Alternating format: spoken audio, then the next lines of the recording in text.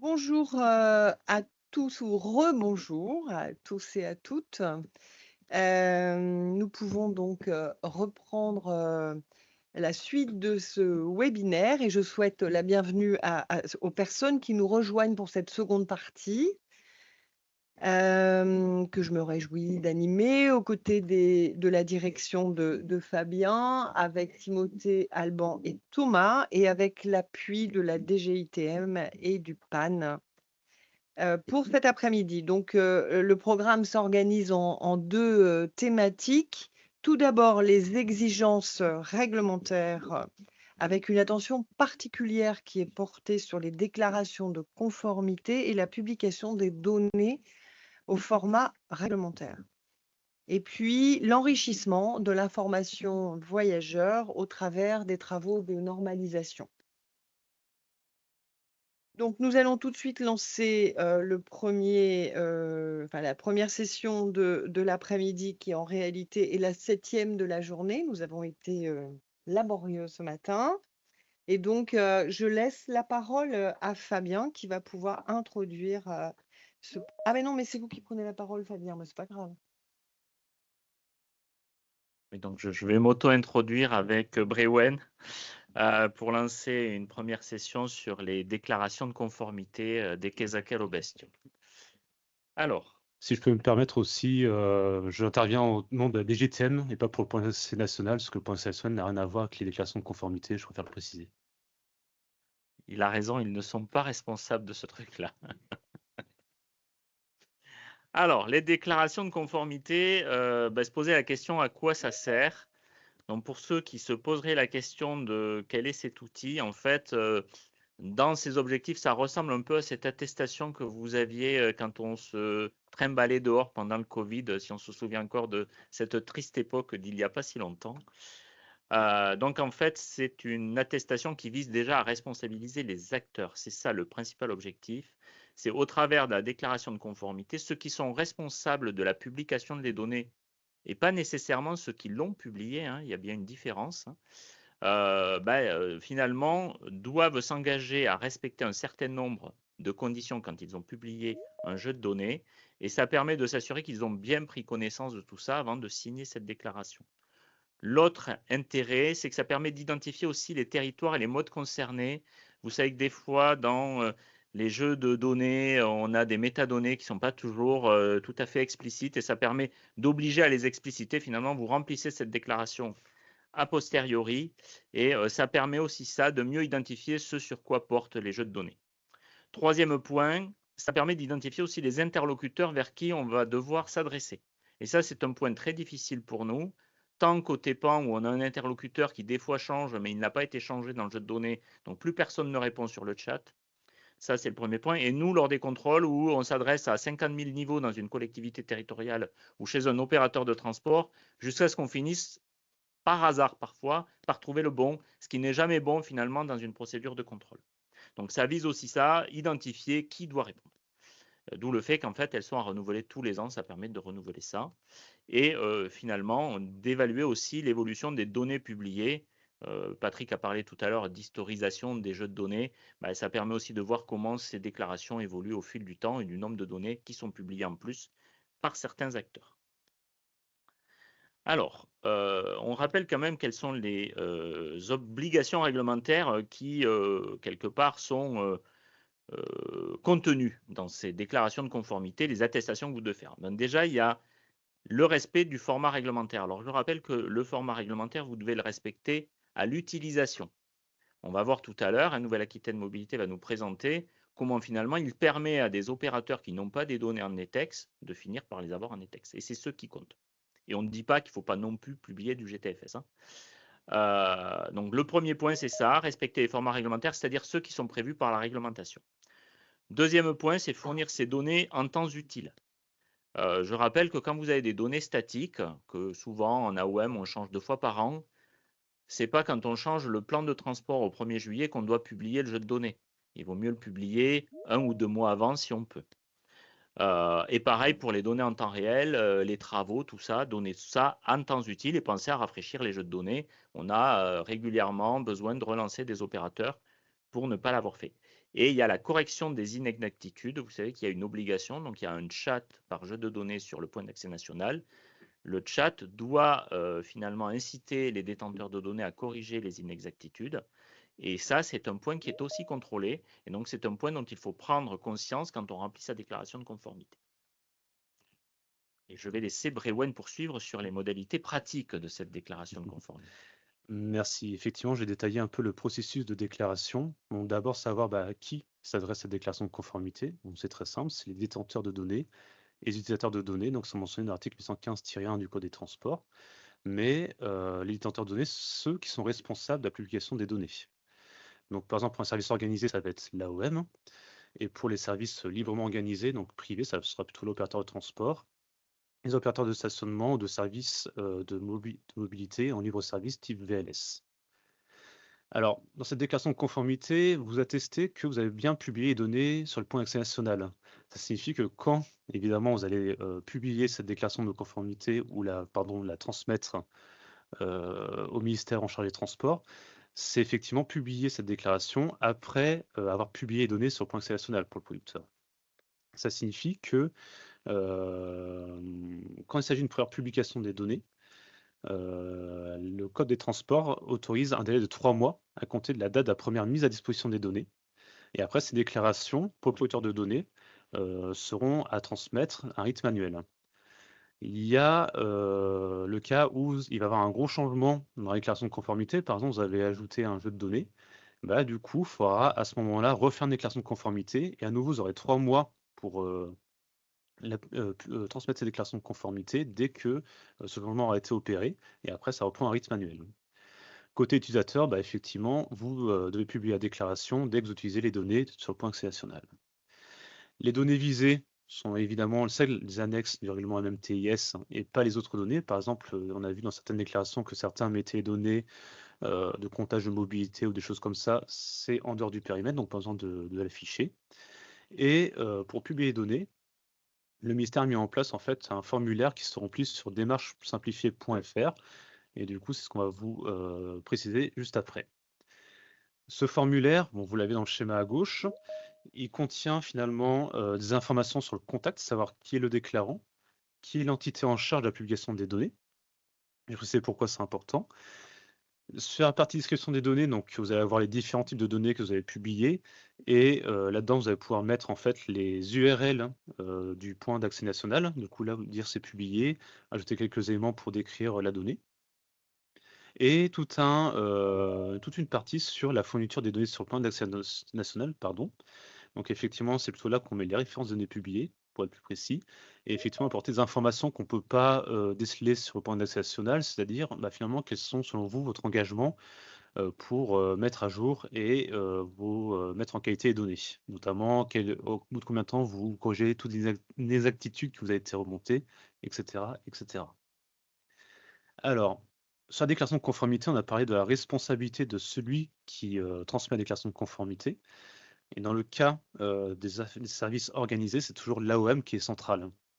L'AOM, celle qui va être responsable de cette déclaration, mais pour remplir cette déclaration, notamment sur les aspects un peu plus techniques, notamment la description des données, elle peut faire appel à son prestataire SAEIV, à d'autres acteurs, mais aussi l'opérateur de transport qui va lui permettre de remplir correctement l'information.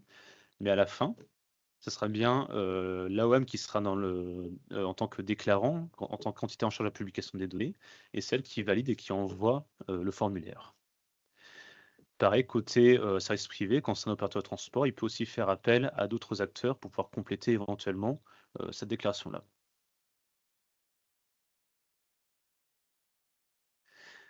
Et donc, quelques informations pratiques sur cette déclaration de conformité. Sur démarchesimplifiée.fr, il y a effectivement, la première fois que vous allez remplir la déclaration de conformité, c'est un processus qui est quand même assez lourd, on ne va pas se mentir, parce qu'il y a beaucoup d'informations à mettre. Et vu que c'est une déclaration sur l'honneur, il faut quand même quelque chose qui soit, on va dire, très précis, qui n'est pas d'ambiguïté. Donc c'est pour ça que c'est très long, il y a beaucoup d'informations à mettre. Mais par contre, quand vous allez refaire la déclaration de conformité à transmettre annuellement, vous pouvez récupérer donc la déclaration de l'année précédente, la dupliquer, et après la republier à nouveau, moyennant effectivement quelques modifications si nécessaire. Pareil, dans, démarche simplifiée, vous pouvez aussi faire des échanges sur la messagerie du dossier, ce qui permet en fait, entre, le producteur de données ou, l'autorité de régulation des transports, ça permet en fait de pouvoir donner des précisions, de pouvoir dire: «Voilà, il y a tel élément qui manque, il y a telle chose qui est pas, bon» et cetera. Ce qui permet finalement de pouvoir, clarifier certains éléments et répondre en fait à la demande de ceux qui remplissent la déclaration de conformité. Et enfin, lié à la diapo précédente, vous avez la possibilité de pouvoir, inviter une autre entité à remplir sa déclaration de conformité. Je pense par exemple à l'AOM qui veut demander des informations vis-à-vis de l'opérateur SAVV, qui pourra remplir en fait la partie, liée, à la description des données. Alors, pour finir, comment marche le dispositif d'instruction de ces déclarations de conformité?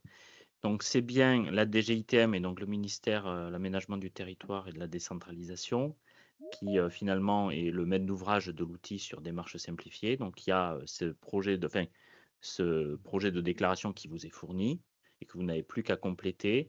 Une fois les déclarations complétées, donc maintenant c'est l'autorité de régulation des transports qui en assurera l'instruction pour s'assurer de la complétude et ça ne vaut pas contrôle. Et c'est sur la base de ces déclarations que nous ferons donc des contrôles aléatoires tels que prévus par le règlement MTIS. Et à savoir, en fait, c'est une procédure qui sera suivie dans tous les États membres et qui nous permettra notamment, entre organismes de contrôle des autres États membres, de contrôler les opérateurs internationaux, notamment, donc qu'ils soient opérateurs de transport ou réutilisateurs de données. Et on fera donc des instructions conjointes entre organismes de contrôle. Donc, d'où l'importance de ces déclarations, parce que c'est ce qui nous permet d'exercer finalement la mission de contrôle à une échelle européenne. Donc voilà, je ne sais pas s'il y a des questions. Oui, il y a une question très pratique de Jean-Guillaume Malavo, qui dit: pour clarifier la notion de rythme annuel, cela signifie-t-il que nous devons publier la déclaration de conformité une fois par an, peu importe quand dans l'année, ou plus précisément que nous devons la publier dans les 365 jours suivant la déclaration précédente? Alors, Visiblement, c'est une bonne question. normalement, il me semble que la réglementation, mais Brewen, tu me diras si je me trompe, mais après, vu que c'est pour la première fois, c'est 3 mois après la publication du jeu de données. Donc, si vous venez de publier un nouveau jeu de données, genre vous n'aviez que du statique, vous fournissez du dynamique, vous êtes censé refournir une nouvelle déclaration de conformité 3 mois après.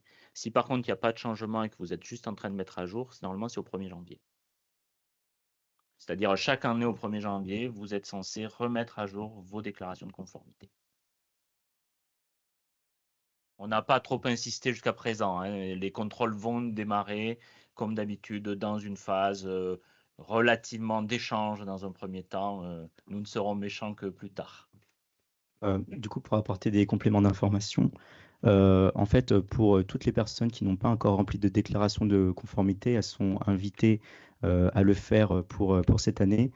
Et ensuite, évidemment, sur la plateforme, donc comme on l'a mentionné, c'est uniquement, vous pouvez récupérer l'ensemble de la déclaration et par exemple la republier on va dire, fin de l'année, décembre, qu'après vous puissiez caler un rythme annuel et que dans vos processus, ça soit plus clair. Ça, c'est tout à fait possible.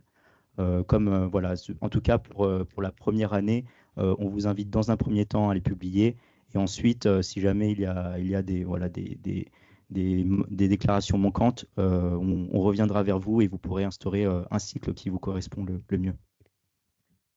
Merci Timothée. J'ai une autre question.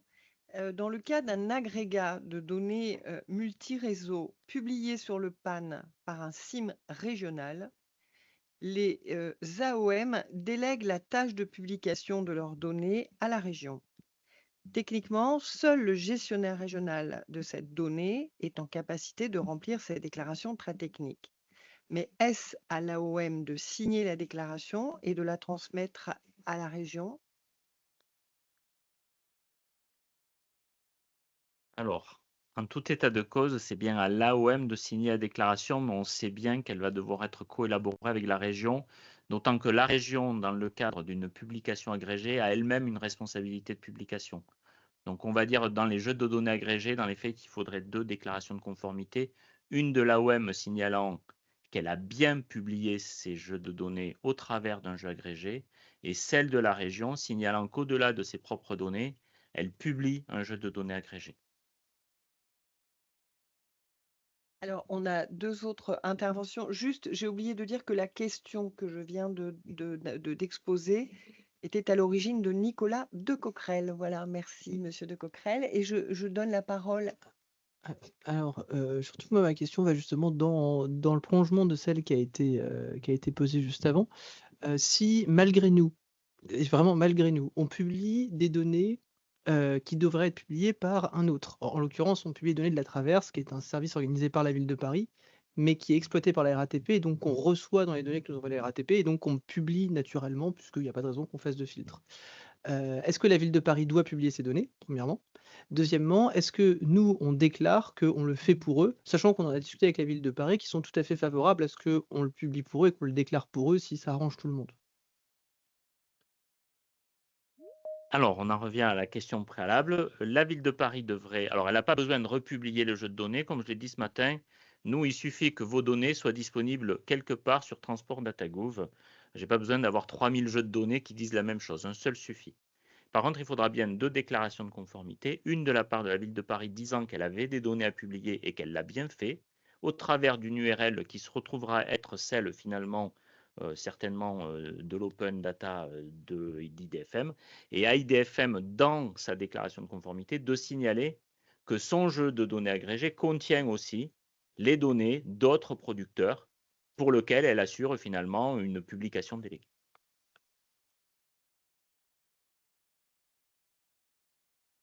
Christophe Duquesne. Oui, je voulais juste rebondir sur ce qui était évoqué sur la synchronisation avec d'autres organismes de contrôle au niveau européen. Je crois déjà la France a été plutôt novatrice sur le sujet, ce qui est bien. En fait, je ne connaissais pas le fait qu'il y ait d'autres organismes de contrôle qui soient remplacés européens. Déjà savoir comment ça se passe, est-ce qu'il y a un système de groupement de ces organismes qui existe ou qui serait à créer? Alors, c'est tout l'objectif d'une des tâches, enfin d'un des groupes de travail du projet NAPCOR dont on vous a parlé ce matin. Et on vous a parlé beaucoup du groupe de travail 4. Il y a un groupe de travail 6 qui porte sur les organismes de contrôle.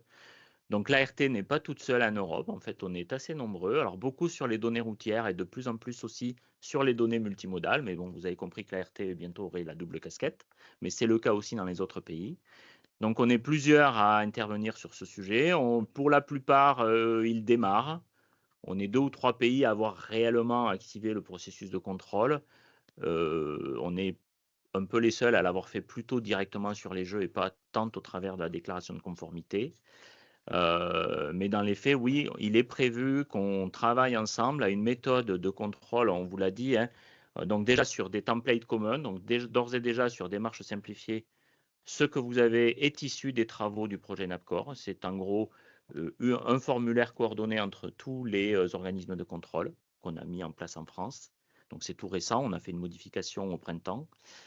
Et deuxièmement, effectivement, on va essayer de se créer une procédure pour pouvoir justement contrôler les acteurs qui sont présents dans plus d'un État membre une seule fois, avec un État membre qui finalement, quelque part, on doit encore le concrétiser, mais piloterait le contrôle et serait appuyé dans le contrôle par tous les autres États membres concernés. Après, on verra en fonction des différentes transcriptions en droit national des précisions que les règlements devaient avoir, comment on fera ça au regard du droit national, mais globalement, il est bien prévu qu'on ait une procédure un peu harmonisée de contrôle au travers des déclarations de conformité.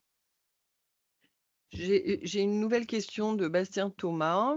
Thomas, je pense. Si seuls les déclarants sont contrôlés, comment peut-on inciter les réseaux déjà manquants sur le PAN de s'y conformer? Pour répondre à la question, je vais déjà rappeler la distinction entre cette déclaration et nos contrôles. Donc en fait, la déclaration, c'est vraiment un acte administratif dans lequel en fait on va référencer les données qu'on publie et qu'on a mis à disposition sur le point d'accès national. Donc ces contrôles jusqu'à présent étaient menés même s'il n'y avait pas de déclaration de conformité. Donc les déclarants ne seront pas les seuls contrôlés. Et ensuite, si vous avez identifié des jeux de données qui ne sont pas publiés sur le point d'accès national et qui devraient l'être, nous vous invitons à revenir vers nous pour nous le préciser, car comme on l'a mentionné ce matin, c'est bien une obligation réglementaire, indépendamment de si la déclaration est remplie ou pas. Et pour finir, en fait, on va surtout inciter les gens qui ont publié des données à remplir leur déclaration de conformité. Et ça, c'est pas si compliqué puisqu'on sait qui a publié des données, on sait qui a publié des déclarations de conformité et on devrait facilement trouver ce qui manque entre les deux. Bon, en ce moment, beaucoup, hein, il y a une cinquantaine de déclarations de conformité. On est à plus de 500 jeux de données, au sens jeu de données, hein, pour à peu près 1500 ressources. Donc en fait, il nous manque quasiment 450 déclarations de conformité. Et il manque aussi une partie des réutilisateurs qui doivent aussi les remplir, même si certains l'ont déjà fait. Parfait, mais je vous passe la parole, cher Fabien, puisque nous n'avons pas de questions complémentaires. Je vous passe la parole pour lancer la 8e session. Alors maintenant, c'est toujours à Brewen qui parle beaucoup aujourd'hui. Donc Brewen va nous présenter les actualités de la plateforme du PAN, notamment s'agissant du format réglementaire NETEX qui nous fait tant discuter aujourd'hui. Oui, merci. Effectivement, je voulais faire un point sur le fait qu'on a décommissionné donc la validation automatique GTFS vers NETEX et vous présenter aussi quelles sont les ressources qui sont nécessaires pour publier du NETEX. Jusqu'à maintenant, il y avait une conversion automatique GTFS vers NETEX qui était faite automatiquement par le point d'accès national. Or, on a essayé d'arrêter cet outil parce qu'il y avait plusieurs soucis vis-à-vis de ça. Le problème principal que je pense que la plupart d'entre vous connaissent, c'est que finalement, GTFS a un périmètre fonctionnel qui est beaucoup plus limité que NETEX. Effectivement, quand on fait une conversion simple GTFS vers NETEX, on a un fichier en sortie qui est assez appauvri et qui est quasiment pas utilisable. Deuxième point, c'est finalement, de l'autre côté, on a remarqué que sur le point d'accès national, on mettait à disposition ces jeux de données, mais ils n'étaient pas du tout téléchargés ou très peu utilisés. Donc, du coup, on a décidé d'enlever cette fonctionnalité-là qui n'avait pas trop rencontré de son public. De l'autre côté, la question de l'outil nous pose la question du maintien en fait, des règles de conversion, notamment liées aux évolutions de profil France. Étant donné qu'on n'avait pas forcément la main sur cet outil, on ne pouvait pas forcément adapter les règles. Et donc, du coup, on avait un outil qui n'était pas du tout conforme au profil France. Donc, c'est pour ça aussi que ça va justifier son arrêt. Par ailleurs, l'outil de conversion automatique avait fait tendance à faire une surcharge du pan. Et enfin, là, maintenant, ce qui est vrai, ce qui était différent il y a 3-4 ans quand on a lancé l'outil de conversion, c'est finalement, on a beaucoup plus d'acteurs, notamment de prestataires de données, qui produisent eux-mêmes la donnée en NETEX. Et en fait, on a un marché qui est beaucoup plus mature qu'il y a 3-4 ans. Alors finalement, il n'y a plus d'outils de conversion. Quels sont finalement les moyens nécessaires, enfin, à votre disposition pour pouvoir créer la donnée NETEX? Le premier point, c'est effectivement ce que j'ai dit juste à l'instant. Il y a une multitude de prestataires qui commencent ou qui sont assez matures sur ce sujet-là. Donc, vous pouvez faire appel à eux pour pouvoir publier ces données dans ce format. C'est la solution la plus simple, mais effectivement qui a un certain coût. Vous pouvez également, si vous le souhaitez, produire le jeu en interne. Donc là, ça demande des compétences techniques. Et pour cela, vous pouvez vous appuyer sur plusieurs ressources qu'on a mis à disposition dans la documentation du point d'accès national. C'est qu'il y a effectivement des outils de conversion qui sont en accès libre. Notamment, il y a l'outil qu'on utilisait juste avant et qui a été mis en fait justement en libre accès. Donc, vous pouvez, moyennant des compétences techniques, l'implémenter de votre côté et pouvoir l'utiliser. Par ailleurs, si vous n'arrivez pas à utiliser les outils de conversion, vous pouvez réutiliser donc, les derniers jeux de données convertis. On a créé un jeu de données sur le point d'accès national qui reprend tous les jeux de données NETEX convertis et vous pouvez les réutiliser pour vous-même si vous voulez partir de là comme base.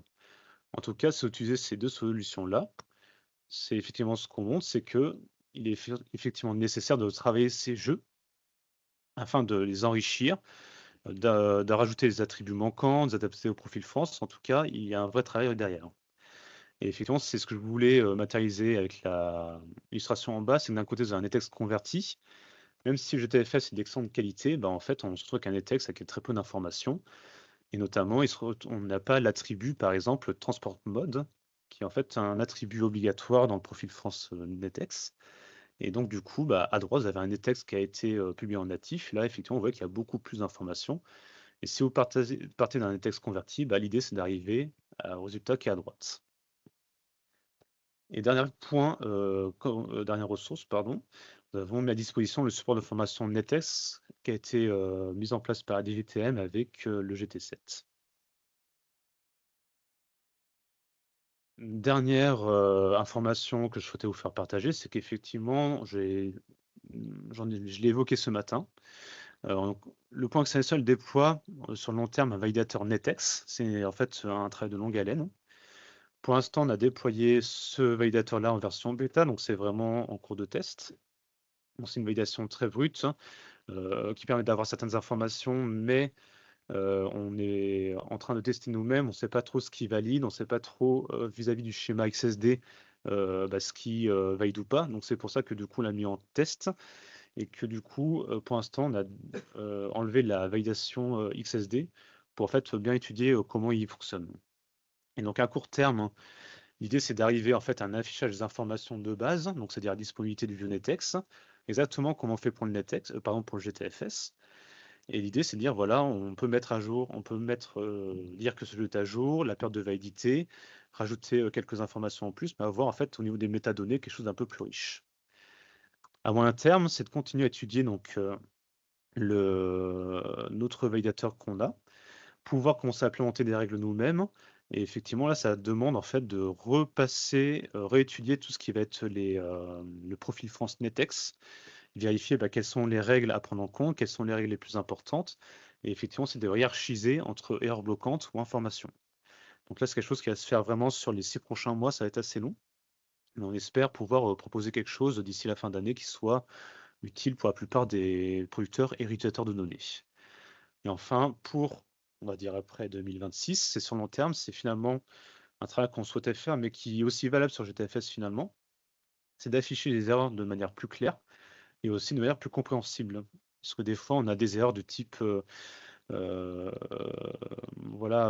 erreur ASCII, machin, etc. Bon, pour quelqu'un qui est technique, hein, ça lui parlera, mais pour la plupart, par exemple, de ceux qui nous contactent, qui sont plutôt des gens qui ne sont pas techniques, qui sont plutôt dans les AOM, qui n'ont pas forcément tout le bagage, du coup, ça ne leur parle pas du tout. Donc, en fait, l'idée, c'est de faire des règles qui soient vraiment, entre guillemets, traduites en français, mais qui soient très précises. Et quand on lit la règle, on se dit, ok, il faut que je fasse ça après. Donc, c'est ça l'idée. On voit à peu près tout ce que je peux dire sur les données NetEx. Si vous avez des questions, n'hésitez pas. Très bien, merci Brewen. Je regarde si nous avons des questions. Non, est-il possible de partager le lien vers la vidéo et les ressources? Oui, ça sera mis sur... c'est bon, vous avez répondu? Pour vous préciser, en tous les cas, vous aurez le support de présentation après les rencontres. Vous aurez accès évidemment aux liens voilà, qui sont mentionnés, dont celui qui a été demandé. Donc vous aurez bien le lien.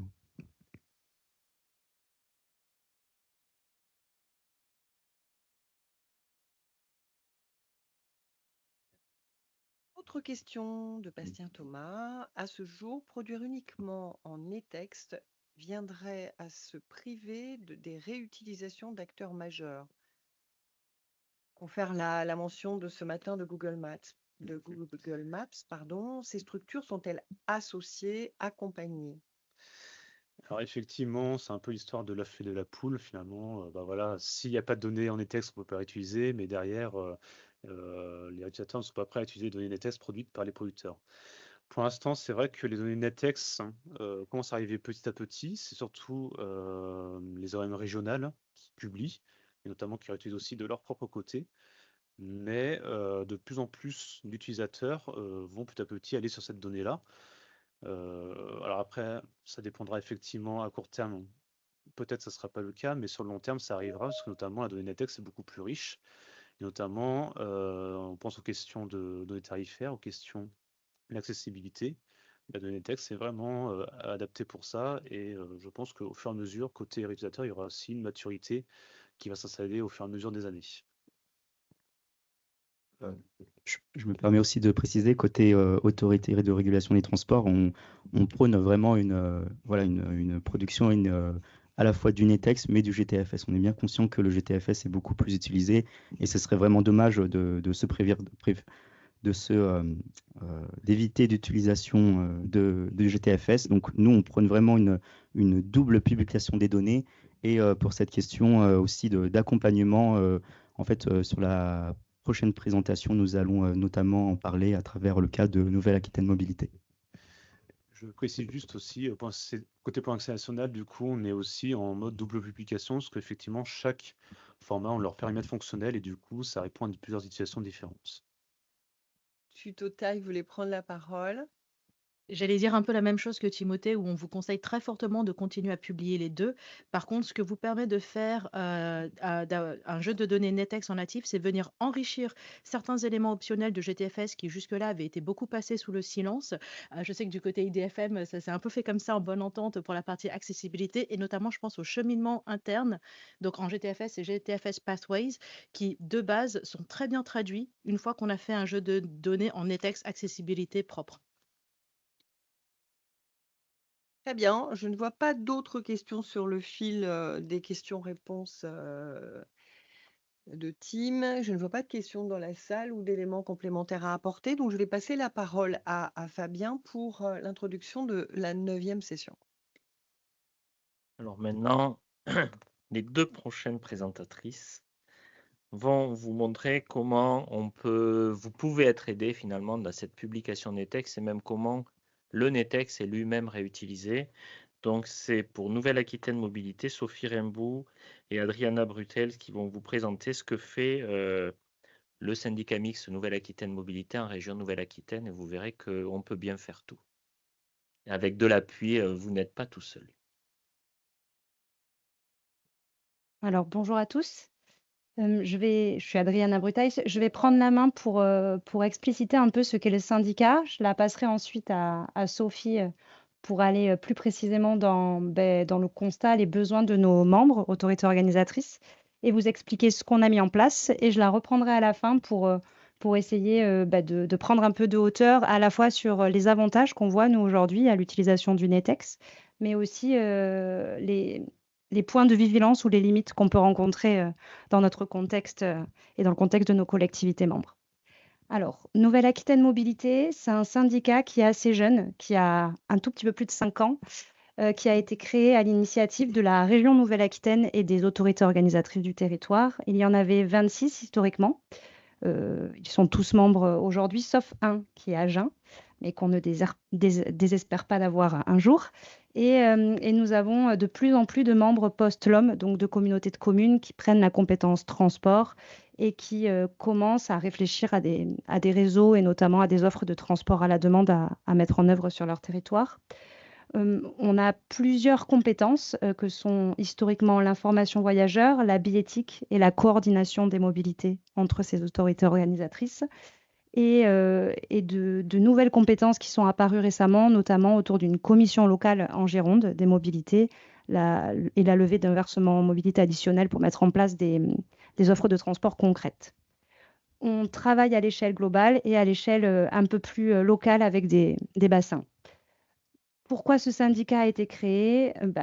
Pour un peu mettre de cohésion entre les territoires et entre des autorités organisatrices qui avaient parfois des difficultés à travailler en collaboration sur un territoire qui est vaste, qui est dense et qui est assez complexe.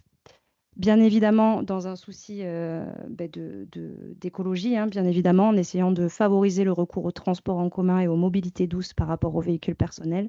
Et enfin, pour aider nos collectivités, et c'est l'objet du point de ce jour et de ce webinaire, à mieux se saisir et mieux pouvoir respecter les obligations réglementaires liées à la loi d'orientation des mobilités. Et je vais maintenant passer la main à Sophie pour les sujets un peu plus techniques. Merci Adriana. Alors pourquoi on était amené à se plonger dans les données de transport? En fait, ça a été vraiment un cas d'usage concret. C'est l'obligation pour les régions de créer et de construire des calculateurs d'itinéraires régionaux, donc les fameux SIM qui ont été évoqués ce matin.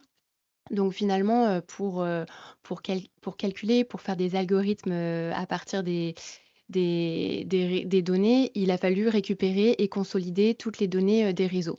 Donc, comme le disait Adriana, on était historiquement 26 membres, mais 26 membres qui représentent aujourd'hui près de 34 réseaux. Donc voilà, des réseaux de toutes tailles différentes, hein, des métropoles, des agglomérations et même des petites communautés de communes. Donc un besoin aussi de cohérence et de standardisation de ces fameuses données de transport qui proviennent la plupart du temps des outils métiers des transporteurs. Donc là, on s'est appuyé sur les fameux standards, hein, GTFS, NETEXT, pardon. Et unicité de la donnée, là, on parle plus précisément, en fait, finalement, des petits points, justement, on parlait de couture ce matin, les fameux points d'arrêt qui sont partagés entre deux réseaux, donc à la frontière territoriale et géographique de plusieurs réseaux de transport. Donc un besoin aussi pour un calculateur d'itinéraire de comprendre toutes ces données et de pouvoir les lire et les retranscrire correctement pour les usagers. Donc le constat, comme je vous le disais, une variété d'acteurs et des échelles différentes. Globalement, une absence de connaissances et de publication du standard NETEXT, uniquement du GTFS, on vous le montrera après, et finalement une appropriation et une compétence plutôt variable par rapport à ces standards avec les collectivités avec lesquelles on travaille. Et donc justement, dans la slide d'après, comment on a pu réussir à construire tout ça? Finalement, c'est à travers la collaboration avec l'ensemble des collectivités, à travers le syndicat Nouvelle-Aquitaine Mobilité, par l'adhésion de nos membres et les statuts. On a vraiment permis d'avoir une mutualisation des compétences sur ces sujets-là. Un outil technique qui est le référentiel multimodal régional, RMR, qui est en fait une plateforme numérique qui permet à chaque membre et référent des données de déposer leur jeu de données entrant et de pouvoir data visualiser leur réseau, contrôler les standards et ensuite alimenter le référentiel et le calculateur d'itinéraire. Un outil administratif derrière qui permet d'apporter de la cohérence à travers une charte de gouvernance qui a permis de définir en fait les missions et les rôles de chacun, puisque c'est un écosystème riche. On parle de collectivités, mais on parle aussi d'exploitants, d'experts techniques et un petit peu de support et de coordination. En outil aussi technique, forcément le point d'accès national qui permet aussi d'agréger à une échelle nationale l'ensemble des données via chez nous aussi un partenaire qui est le JPATERIGERI et une plateforme régionale qui s'appelle Pigma. Et enfin, en lien avec tout ce que je viens de dire précédemment, des groupes de travail qui permettent en fait d'échanger avec les référents locaux, terrain de tous nos membres sur les problématiques rencontrées et puis les évolutions des systèmes. Donc un petit schéma un petit peu barbare et coloré, mais que je vais vous expliquer et on va pas forcément rentrer dans le détail, mais ça reprend beaucoup de points qu'on a évoqués tout au long de la matinée et dans cette journée, à savoir beaucoup de producteurs, comme vous voyez, qui peuvent être des collectivités, des AOM, mais aussi des exploitants, qui ont des formats de données sources différents. En effet, on est à 95% de format GTFS via les outils métiers que sont les outils de graphiquage et d'habillage.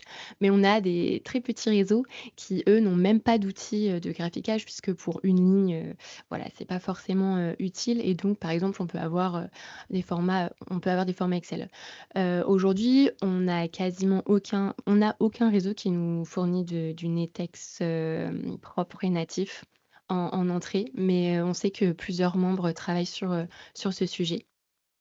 L'outil, donc l'intermédiaire, c'est le fameux référentiel multimodal régional qui, chez nous, est opéré par notre prestataire Okina, filiale de Lumiplan, qui permet donc, comme indiqué, une agrégation des données, une transcription de ce fameux standard GTFS en ETEX, avec, comme le disait Tuto aussi, une possibilité d'enrichissement sur certains champs, certains attributs. Et puis, comme je vous le disais tout à l'heure aussi, un petit travail de fusion sur des points multimodaux pour qu'un seul point soit identifié sur plusieurs modes de transport. Et donc, on a beaucoup parlé de consommateurs ce matin. Donc, bien évidemment, le point d'accès national est un des consommateurs, notamment pour le respect de la réglementation. Mais aussi, nous, on a, comme le disait aussi ce matin IDFM, beaucoup de réutilisateurs en interne, puisque ces données-là alimentent le calculateur d'itinéraire, mais aussi la bisétique et d'autres outils internes qu'on a aussi chez nous, Observatoire, et les écrans aussi de la SNCF en gare, qui sont aussi un outil important pour le parcours usager. Voilà sur ce point-là. Je passe très rapidement, mais globalement, vous avez ici la vision de notre charte de gouvernance qui permet vraiment de définir les responsabilités, les missions et les rôles de chacun. Et comme je vous le disais tout à l'heure, avec les différents acteurs, NAM qui est plutôt coordinateur, les AOM qui sont responsables et connaisseurs de leurs données, vraiment des experts terrain et ceux qui connaissent vraiment leur réseau, les exploitants qui sont aussi des experts terrain en fonction de tout, en fonction de la contractualisation aussi, et notre fournisseur, expert data, qui est Okina. Donc, je ne vais pas rentrer dans les détails, mais voilà, vous avez un petit peu la liste de toutes les missions qu'on a essayé de définir pour que chacun sache bien quels sont les rôles. Je complète que cette charte, elle a un outil donc qui a pour visée de définir des rôles et des responsabilités, mais qui fournit aussi un kit d'outils à destination de nos autorités organisatrices sur quoi écrire dans leur marché, notamment avec les fournisseurs de SAEIV, sur tout un tas de sujets un peu techniques. On leur a préparé des clauses toutes prêtes sur les formats, les standards, le droit de pouvoir disposer aussi de données, ce qui n'était pas toujours le cas, en tout cas quand le syndicat a été créé. Donc, on leur a, nous aussi, mis un peu des obligations, même s'il n'y a pas de sanctions aujourd'hui qui peuvent tomber sur les délais de mise à jour, la fréquence, etc. Mais notre rôle est aussi et surtout de leur apporter des outils et de les aider, surtout quand ils ont peu de moyens et peu d'expertise dans cette thématique-là. Et quelques chiffres après pour vous montrer. Donc aujourd'hui, on a 75% des réseaux qui sont diffusés sur le point d'accès national via la plateforme également et sur la plateforme Pigma, qui est le référentiel régional. Donc voilà, c'est notre partenaire qui fait aussi la partie moissonnage dont on parlait ce matin. Et on a aussi quand même certains réseaux, on parlait de montée en compétences, on a aussi quelques réseaux qui ont cette compétence-là, qui ont des ressources en interne et qui gèrent de leur côté la diffusion sur le point d'accès national au format GTFS. Et après, on a aussi, en parlant d'information voyageurs, on a aussi 10 réseaux en temps réel qu'on a intégrés à la fois sur le calculateur d'itinéraire Modalis et sur, du coup, aussi le point d'accès national. Et donc, in fine, en conclusion, pour avoir des exemples un peu concrets, tous ces formats, ces GTFS, NETEX, ils n'ont qu'une seule visée, c'est l'information pour le parcours usager.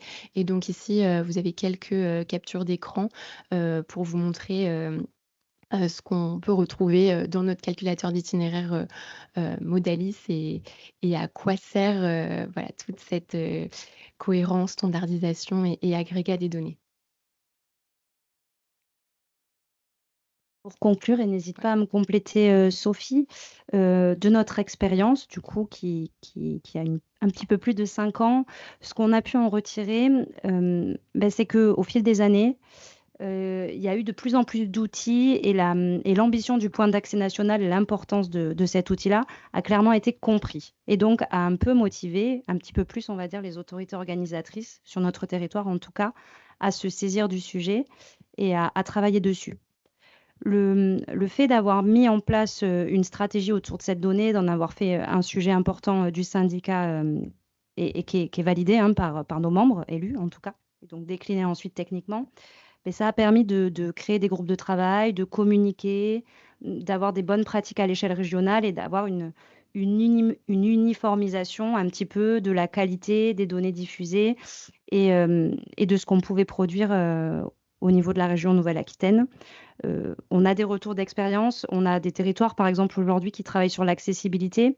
Donc en fait, on essaye de toujours saisir les opportunités de ceux qui sont motivés à un instant T, de voir comment on avance et puis après ils peuvent repartager avec les autres, expliquer les difficultés qu'ils ont rencontrées et potentiellement venir débloquer un peu des situations. On sait aussi, et on le disait, que le point d'accès national, ça permet à des données régionales d'être accessibles dans des outils nationaux, voire internationaux. Que les cas régionaux de Nouvelle-Aquitaine soient dans Google Maps, c'est intéressant que les usagers puissent avoir dans plusieurs outils, alors voilà, qui ne sont pas forcément publics, mais qui sont très utilisés, ces données-là. Voilà, c'est important et on se dit qu'il y aura peut-être un pan européen à un moment et qu'on aura une supervision des données de transport multimodales à cette échelle-là. On voulait aussi souligner qu'aujourd'hui, il y a un vrai accompagnement de la DGITM sur ces sujets-là et qu'on a des échanges collaboratifs et constructifs avec l'ART. Donc, ce n'est pas toujours agréable de recevoir des courriers, mais on sait qu'après, quand on échange, ça se passe bien et qu'on arrive à mettre en place des choses pour pouvoir améliorer la situation. Et enfin, on se rend compte aussi, et je rejoins ce qui a été dit avant, qu'il y a de plus en plus d'entreprises et d'outils qui se saisissent de ces standards-là et qui peuvent proposer aujourd'hui d'accompagner les réseaux de transport dans la production de données, notamment en ETEX, ce qui n'était vraiment pas le cas il y a 4 ou 5 ans.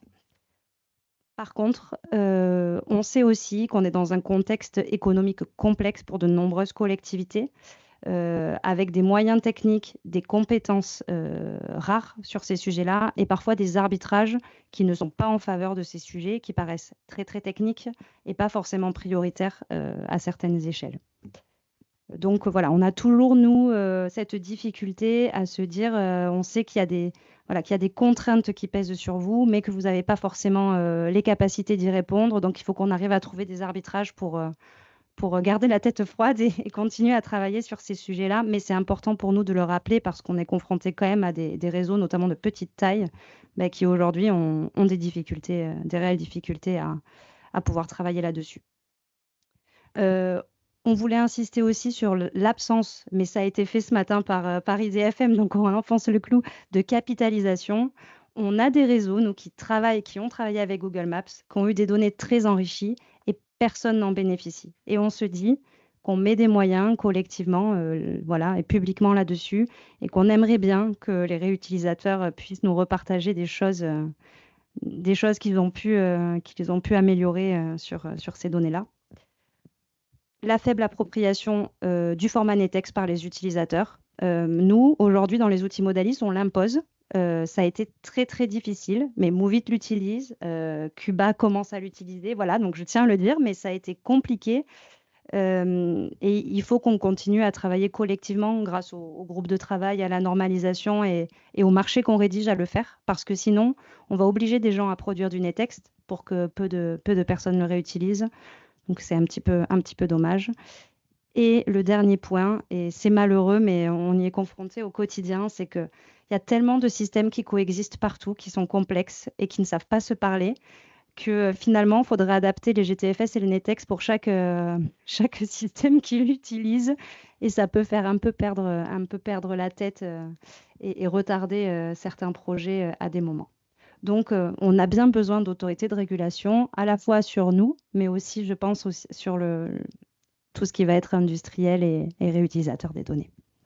Voilà. Alors, j'ai 2 questions. 3 questions. Première question de Olivier Guillaury qui nous dit merci pour le partage. Produisez-vous votre NETEX à partir d'un GTFS enrichi? Première question. Deuxième question, comment faites-vous pour le temps réel Siri? Et la même personne, Guillaury Olivier, pose la question suivante. Pour le NETEX, quel périmètre?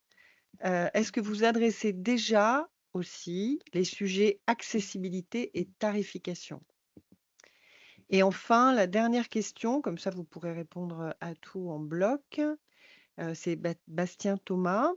Bravo pour ce travail et merci pour ce retour d'expérience. Le maintien à jour des outils libres comme OpenStreetMap est-il également assuré par les mêmes services? Alors, je vais essayer de répondre et Sophie, n'hésite pas à me compléter. On convertit du GTFS en NETEX. Je ne crois pas qu'il soit enrichi aujourd'hui. Non, pas plus que ça. On travaille sur l'accessibilité avec certains réseaux en priorité, justement pour voir comment notre calculateur va se comporter, d'une part, vis-à-vis de ces nouveaux attributs qui sont très spécifiques, et aussi ce que nos réseaux arrivent à produire. Parce que la réalité, c'est que quand on a montré les attributs au réseau, la plupart étaient un peu perplexes. Il faut aller chercher les infos, quoi. Donc, on travaille là-dessus. Il y a des groupes de travail, ils sont assez motivés, mais comme d'habitude, il y a des réseaux qui le sont un petit peu plus, mais c'est bien l'objectif. Et en fait, on a plusieurs, options et possibilités, en fait, méthodes, pour enrichir ce fameux NETEX. Il faut savoir que nous, sur notre plateforme, le fameux RMR, alors pas sur tous les attributs, mais on peut avoir un peu une sorte de console, où du coup, les réseaux, les référents peuvent aller modifier, par exemple, la couleur de la ligne, ajouter, quelques points et quelques attributs comme ça, donc de manière manuelle, donc ça reste quand même aussi à la marge. Et on est en train, comme le disait Adriana, de travailler. Là aussi, on n'est pas sur des process très automatisés, mais avec des templates en fait, à partir de fichiers Excel, puisque tous les modèles ne sont pas encore compatibles, pour derrière pouvoir intégrer et enrichir le fameux NETEX. Mais aujourd'hui, ça vient quand même de différentes sources, donc il faut réussir à tout agréger, à tout consolider. Sur le NETEX tarifaire, Sophie fait partie d'un groupe de travail à ce sujet-là, qui est assez technique aussi. Je crois qu'on va fournir des fichiers, mais pareil, plutôt à la mano, je crois pour l'instant. Oui, enfin, on est vraiment, au tout début et on est presque même plus, aujourd'hui sur la partie, GTFS, enfin sur la partie tarifaire, GTFS que NETEX. Voilà. Et Et Siri, c'est de la conversion aussi. Donc, on reçoit des flux GTFS-RT qui sont convertis en Siri. C'est vraiment la stratégie qu'on a mis en œuvre pour l'instant. Et on commence à avoir des réseaux qui travaillent à la production de NETEX, mais ces réseaux-là ont les moyens et sont souvent accompagnés d'entreprises spécialisées. Et je précise juste que justement, typiquement, le temps réel et notamment le Siri fait face aux fameuses problématiques d'identifiants qu'on a évoquées dans les limites, puisque ce sont deux systèmes différents et que parfois, justement, la partie théorique et le temps réel n'arrivent pas à retrouver leurs arrêts. Et les identifiants d'un côté et de l'autre ne matchent pas toujours. Donc, il y a des travaux, enfin, il y a un travail à faire et de compatibilité exactement, qui prend du temps et des ressources aussi. Donc, du travail. Allez-y, Georges. Oui, je voulais compléter, revenir sur la partie tarifaire. Parce que du coup, l'année dernière, on avait parlé du module de saisie tarifaire. Donc, je voulais donner quelques nouvelles. Alors, donc, le cadre du projet titre unique de la DGITM, nous avons lancé les travaux en début d'année. Et du coup, il est prévu de construire un outil open source pour la saisie de données tarifaires. Il est en cours de construction. Une première version interne sera livrée à la fin du mois prochain. Et du coup, l'idée pour moi, ça va être de mener des premiers tests avec les experts, le groupe de travail sur les données tarifaires, et ensuite, vers la fin de l'année, début 2026, inclure quelques régions volontaires dans les tests de cet outil. Pour que du coup en 2026 on puisse vraiment l'utiliser parce que voilà, il est prévu en tout cas d'être livré à cette horizon-là. Voilà les nouvelles. Merci. Je vous donne la parole. Alors moi j'avais une petite question. Ah, déjà bravo pour la présentation et on partage beaucoup de toute l'analyse que vous avez pu produire, avec une différence notable qui est que nous aujourd'hui, nos opérateurs nous envoient les données directement en ETEX, qu'on agrège en ETEX et qu'on republie ensuite en ETEX et en GTFS. On a pris le chemin inverse. Moi, je vais poser une question. Est-ce que vous avez des réutilisateurs open data, donc c'est-à-dire des gens avec qui vous n'avez pas de contrat, qui utilisent le NetEx? Ou est-ce qu'il n'y a que des gens que vous payez qui utilisent le NetEx que vous produisez? À ma connaissance, il n'y a que ceux à qui on a imposé de l'utiliser et de manière forte et soutenue et complexe, et contrainte, c'est ça, et contractuelle, qui l'utilisent. Après, non, on ne sait pas. Ouais, donc c'est un peu la même chose que nous. Pareil, hein, donc nous, en fait, tout l'écosystème piloté par Île-de-France Mobilité utilise le NetEx nativement. Par contre, nous n'avons pas de réutilisateurs publics qui utilisent le NetEx. Et en fait, la question qui se pose derrière, c'est l'administration publique qui finance l'utilisation du NetEx dans l'ensemble du territoire, ce qui est un peu dommage.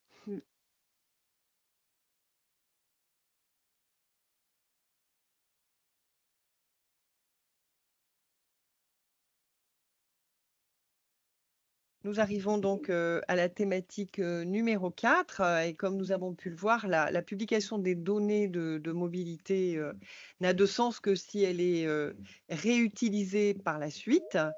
Et il en est de même pour les formats réglementaires. Nous en avons eu la démonstration. La montée en compétences peut sembler importante, mais les bénéfices pour les voyageurs le sont et le seront tout autant. Dans cette seconde partie de l'après-midi et pour la dernière thématique de la journée, nous nous intéresserons davantage à ce format réglementaire en illustrant comment il permet d'enrichir l'information du voyageur. Donc, je donne la parole à Fabien qui va nous introduire la 10e session. Alors justement, parce que se posent tant de questions sur l'utilité de ce format NetEx, qui a quand même beaucoup troublé en 2017 quand il a été mis en place par le règlement, on va essayer de vous montrer en quoi c'est intéressant. Au-delà de ça, je vous conseille de regarder ce qui a été fait en Norvège, où le format NetEx est en fait utilisé un peu comme le fait la région Nouvelle-Aquitaine pour tous les systèmes internes, finalement, au transport public notamment. Et je vous rappelle que c'est quand même la sphère publique qui le porte, mais pas que l'État. C'est quand même la CN03 est pilotée par le GART. Et donc, il y a quand même ça derrière. Donc, il ne faut pas oublier que ça ne vise pas qu'à produire de la donnée pour l'information privée, même si elle est très intéressante. Ça vise aussi à, quelque part, irriguer tous les systèmes d'exploitation et d'information publique. Donc, c'est Christophe Duquesne et Tutotaille, donc les animateurs du groupe de travail GT7 de la commission de normalisation, donc le groupe de travail dédié à l'information des voyageurs, qui vont nous présenter le périmètre fonctionnel de la norme NetEx et les dernières nouveautés de normalisation.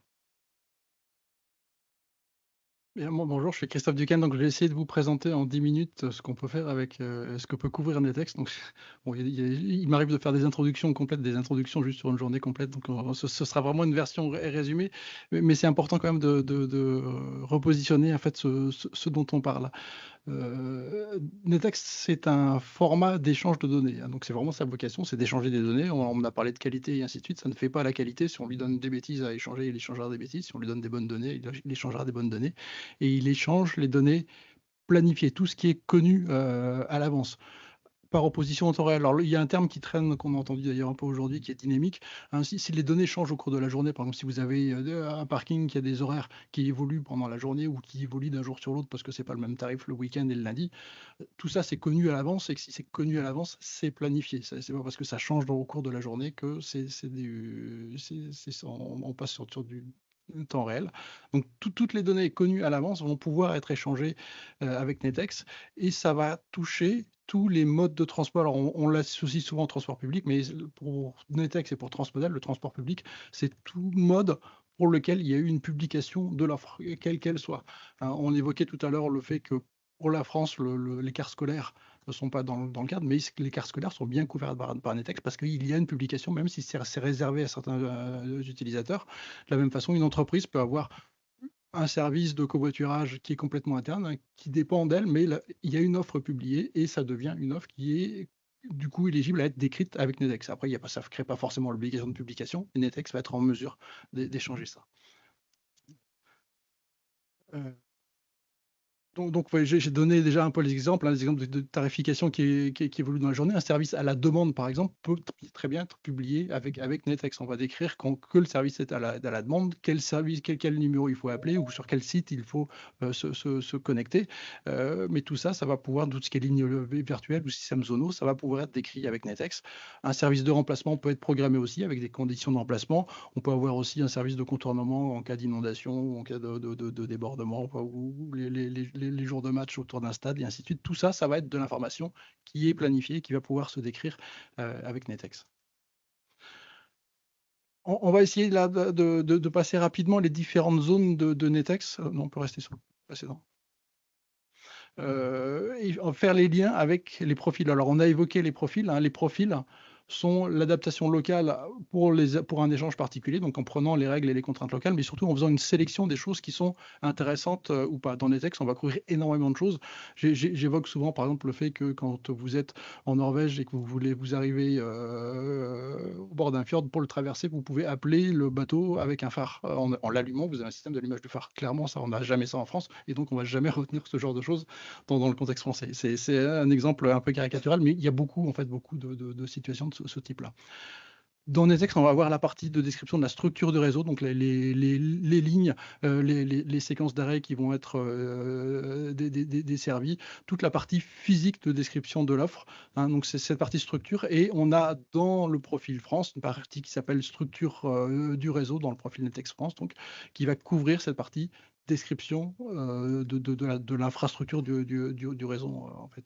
On a bien sûr dans cette partie infrastructure un point qui est particulier, qui est la géographie des arrêts. Donc c'est vraiment la totalité de la géographie, c'est le quai, l'endroit où s'arrête le véhicule, l'abribus ou le poteau, les éventuels équipements, des sièges aux poubelles, le fait qu'on va avoir un abri d'un côté et de l'autre côté de la route. Donc c'est toute la géographie qui va être décrite, et on a un profil Netex arrêt. Dans le profil France, on a une partie arrêt qui est vraiment dédiée entièrement à ça, et qu'on va généralement utiliser pour tous les référentiels d'arrêt, qu'ils soient locaux ou nationaux. On va bien sûr, une fois qu'on a les arrêts et la structure du réseau, on va avoir tout ce qui est horaire, hein, donc les horaires d'application, donc les heures de passage. On peut rester sur le précédent. Ce sont les horaires, mais ce sont aussi les calendriers d'application, donc savoir que le bus de 7 heures, il va marcher du lundi au vendredi et de janvier à juillet. Et ça va se trouver dans la partie horaire du profil France, naturellement. On peut passer au suivant. On va avoir la description des véhicules qu'on trouvera aussi dans la partie horaire, mais de façon relativement légère. Ça fait partie des choses où on a été assez simple. Les véhicules, hein, ça va aller du bus classique qu'on va attendre, mais dès qu'on va être dans les nouvelles mobilités, on va pouvoir décrire une voiture, mais décrire aussi un vélo, une trottinette, un scooter ou un train qui peut être, lui, constitué de plusieurs wagons, avoir des rames qui vont pouvoir s'attacher, se détacher, se séparer. Donc tout ça, on va bien l'avoir dans la description des véhicules et dans le profil la partie horaire du profil. Il y a tout ce qui est points d'intérêt, hein, POI, qui sont définis pour le profil France de façon relativement succincte, mais qu'on peut décrire de façon assez complète dans Netex, qui sont dans la partie structure du réseau au niveau du profil France. Les parkings, donc on a un profil parking, hein, dans les profils France, on a vraiment une partie dédiée au parking, et on décrit complètement le parking. Le parking, ça va être aussi bien le parking, les aires dans le parking, les places de parking, les entrées pour les véhicules et les entrées pour les piétons, les équipements et l'accessibilité du parking. Donc c'est tous ces éléments, hein, les bornes de rechargement si on en a besoin, le fait que dans un parking, on va avoir une zone pour les aires de covoiturage ou une zone pour stocker les vélos et ainsi de suite. Donc tout ça, on l'a bien dans Netex et dans le profil Netex France. Netex peut décrire beaucoup de données d'exploitation. On parle par exemple de service véhicule, c'est tout ce que va faire un véhicule à partir du moment où il quitte le dépôt jusqu'au soir, sachant qu'il peut être affecté à plusieurs lignes, qu'il peut être utilisé par plusieurs conducteurs et ainsi de suite. Ça, c'est les données d'exploitation. Elles sont nombreuses et volumineuses dans Netex. On ne les a globalement pas dans le profil France. L'offre tarifaire, là par contre, elle est importante. On a bien sûr une partie tarif dans le profil Netex qui est en cours de révision en lien avec le titre unique technique et les différents projets qui ont été évoqués. Donc c'est vraiment la description de l'offre tarifaire, hein, donc c'est savoir les droits d'accès qu'on va avoir quand on va prendre un titre et les conditions tarifaires qu'il peut y avoir, sachant que ça peut être des tarifs yieldés, donc qui sont vraiment dynamiques. Non pas à ce moment-là, on ne donnera pas un prix, mais un accès à un service qui fera le calcul du tarif. Les équipements, c'est un élément important aussi, hein, ça va des escaliers mécaniques, les portes, mais aussi décrire un zébra pour franchir une route aux abords des stations, décrire les poubelles, les toilettes, donc tous les équipements à barre dans les véhicules. Donc ce sont tous les équipements en station, autour des stations et dans les véhicules qui vont pouvoir être décrits dans Netex. On a un profil complet là-dessus, qui est le profil accessibilité, qui se développe énormément et qui fait partie des choses qui montrent vraiment ce qu'apporte Netex et qui va le différencier par rapport à d'autres formats en particulier, parce qu'on est vraiment très riche là-dessus, au point que le CNIJ, donc la partie information géographique, a repris Netex pour remplir ces données-là, parce que même au niveau géographie numérique, on n'avait pas ce niveau de finesse qui était attendu des utilisateurs. L'information sur l'accessibilité, bien sûr. Alors là, c'est plus simplement les équipements. Les équipements peuvent bien sûr intervenir dans l'accessibilité, mais après, on va dire qu'une station est accessible pour les fauteuils roulants, qu'elle est équipée globalement en information sonore, en information visuelle. Donc ça, on va le trouver. Et on va pouvoir aller aussi jusqu'au parcours piéton dans les stations et autour des stations. C'est pour ça que j'évoquais les équipements pour les traversées de route. On va les avoir à ce niveau-là, pour ça, dans Netex. Dans les deux cas, c'est la partie accessibilité du profil France qui est concernée. Toutes ces informations, on en parle souvent, surtout dans ce qu'on a évoqué aujourd'hui pour l'information voyageur, mais ça sert dans tous les éléments, en fait, dans la chaîne de production de l'information et de l'exploitation des transports. Donc ça va de l'expression du besoin par les autorités organisatrices, tout ce qui est système de planification, les astuces et ainsi de suite, tous les outils de graphiquage, habillage, tout ce qui est gestion des opérations. Là, on va plutôt parler des SAE, l'information voyageur, en ligne et sur le terrain. Et puis après, ce qu'évoquait Patrick Gendre aussi ce matin, tout ce qui est études et statistiques derrière, va pouvoir se nourrir de ces informations et faire un certain nombre d'analyses. Bien sûr, tout ce qui est billettique pourra aussi utiliser des informations. Donc la liste des systèmes touchés est très importante. Et si on passe au slide suivant, on va voir déjà que tout ça, c'est pas une information qui est uniquement centré sur le planifié. On va aussi se connecter à Siri, qui est le temps réel, et à Opera, qui est le réalise opérationnel, qui est en cours de développement, et qui a un lien entre tout ça, qui est Transmodel, qui nous donne un modèle de données commun. Donc quand je vais parler d'un arrêt dans Netex, un stop place, on va retrouver le même stop place dans Siri. Quand je vais parler d'une ligne, la définition de la ligne sera la même. Alors, on pourrait rentrer dans les détails, mais si on regarde les différentes définitions, par exemple, d'un point d'arrêt, quand on l'exprime simplement comme ça, il y en a énormément. En fait, Transmodel va nous donner la définition précise de ce qu'est un point d'arrêt, un lieu d'arrêt, en fait, on dit, et va permettre d'avoir une définition partagée par tout le monde. On voit en dessous, après, des choses comme on voit GTFS qui apparaît. C'était ce qui était évoqué tout à l'heure, hein. Netex est très complet, GTFS est tout à fait utile, mais il n'a pas le même niveau fonctionnel. Mais comme Netex est très complet, on peut relativement simplement extraire de Netex les informations pour remplir un GTFS. L'inverse n'étant pas vrai, parce que si l'information n'est pas là, on ne peut malheureusement pas la créer. Donc la logique est plutôt d'aller de Netex vers GTFS, les deux formats ayant clairement leur utilité et leur complémentarité. Je vais passer celui-ci. Il y a un élément qui a été évoqué qui est important, qui est le cycle de vie, c'est que les données doivent être mises à jour, hein. Donc dans Netex, on a bien la notion de validité des données. On va publier les données à un moment, on va dire elles sont valides pour les 6 prochains mois, mais peut-être que pour le mois de juillet, on va avoir un arrêt qui est déplacé. Donc on peut aussi en avance publier, hein, c'est ce qu'on évoquait tout à l'heure, ne pas attendre le dernier moment pour publier les données, mais en avance publier une donnée pour dire voilà, tel arrêt du 1er juillet au 31 juillet, il va être déplacé parce qu'on a des travaux, par exemple. Donc il y a toute cette notion de cycle de vie qui est géré dans Netex et de période de validité pour chacune des versions qui sera importante. L'identification unique est vraiment un élément important aussi. C'est lié au cycle de vie. C'est pas spécifique à Netex. En fait, Netex va simplement véhiculer les identifiants, mais je le redis ici parce que c'est vraiment quelque chose d'important. Quand on crée un arrêt, typiquement, l'arrêt, on va pas s'amuser à changer son identifiant à chaque mise à jour, parce que les gens qui vont utiliser, ils vont pas s'y retrouver. Pareil pour les lignes. Il y a vraiment un enjeu important d'avoir une unicité des identifiants. L'unicité, ça veut dire que moi, si je suis le transporteur A, le transporteur B à côté, quand il va diffuser cette information, il ne va pas utiliser le même identifiant, sinon on ne va pas s'y retrouver. Et la pérennité, c'est qu'on ne le change pas. Une fois qu'on l'a attribué, on ne le change pas. Ça nous ramène sur les besoins de référentiels. Ça nous ramène aussi sur les besoins éventuellement de référentiels nationaux. Aujourd'hui, on voit des référentiels locaux qui se mettent en place. On commence à rencontrer des problèmes de conflit entre référentiels locaux. J'étais hier sur un problème entre Nantes et Destinéo, donc Nantes et les Pays de Loire, chacun ayant son référentiel, et les deux diffusant vers le PAN avec des identifiants qui sont différents. Donc on a des identifiants uniques, mais pas tout à fait. Ce qui peut poser problème. Donc il y a des vraies questions et des progrès qu'on a à faire là-dessus, qui ne sont pas liés au format, qui sont vraiment liés à des processus de gestion. Voilà, Netex, si on le regarde, ça ressemble à ça. C'est très très proche d'un HTML. Si vous avez déjà regardé un fichier HTML, vous manipulez jamais un fichier HTML tel quel. Vous avez toujours un navigateur pour faire ça et vous présenter les choses.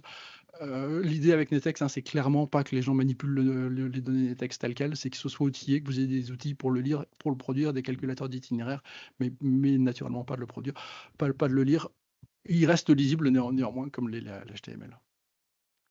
Voilà, on a la comparaison avec le GTFS. Je crois que c'est l'ancienne version de la présentation qu'on a là. C'est pour ça que c'est juste la comparaison de ce à quoi ressemblerait un GTFS, mais pas d'enjeu. On voit là ça, qui est un format à virgule et non pas un format à balise.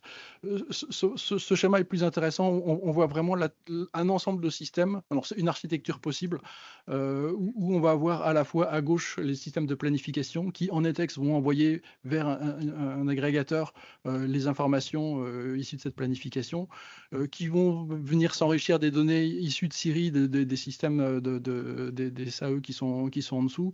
On voit en bas à gauche des référentiels typiquement pour les arrêts qui vont d'abord diffuser les arrêts en Netex vers les SAE et vers les systèmes de graphiquage et billage.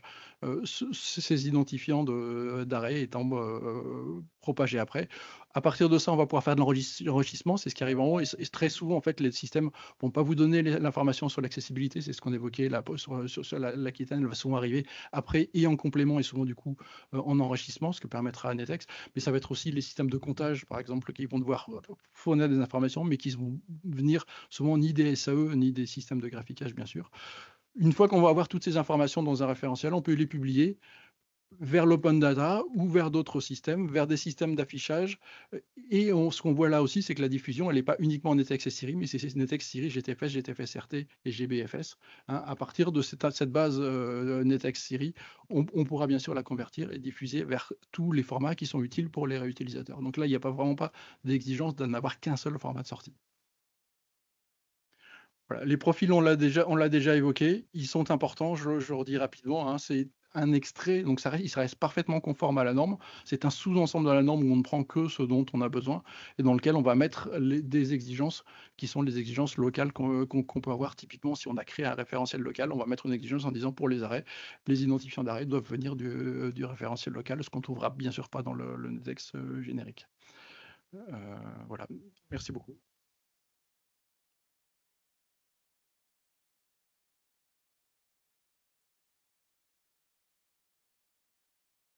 Oui,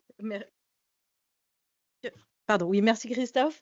À la suite de cela, je vais vous présenter plutôt sur l'actualité de la normalisation, donc tout ce qu'on fait pour faire évoluer Netex sur la base des retours terrain qu'on a eus et notamment ce que l'on fait en France au sein du GT7, donc qui est le groupe de travail dédié à l'information voyageur et à l'exploitation des services de mobilité au sein de la Commission nationale 03 qui s'attache au transport public.